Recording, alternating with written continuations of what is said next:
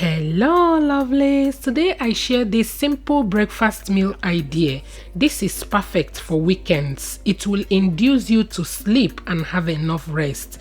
Please support me by sharing this video. Thank you, and let's start cooking. Here is my cooked black eye beans. I cooked overnight to get this beautiful look. It also helps to prevent bloating.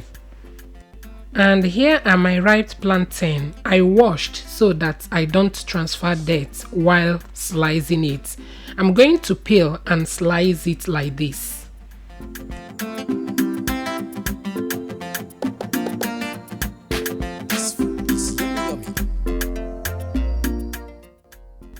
Next, I will transfer it in my cooked beans, add salt and water, and allow it to cook on a medium heat. I will proceed by prepping my onions, tomatoes, and pepper by using my food processor to blend it. To make the stew, I will be using the combination of palm oil and vegetable oil. Allow it to heat up. Next, I will go in with my blended tomatoes and onion.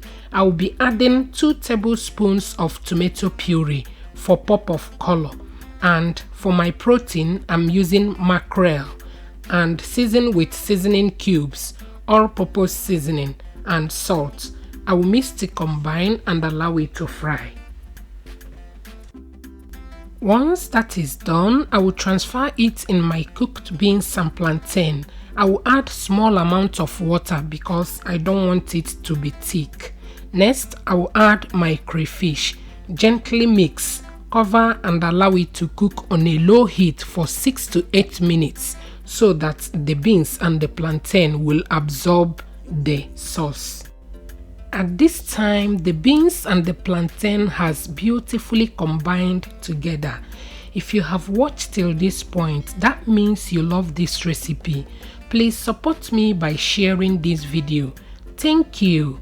That is it for today's video. I hope you learned 1 or 2 things from today's video.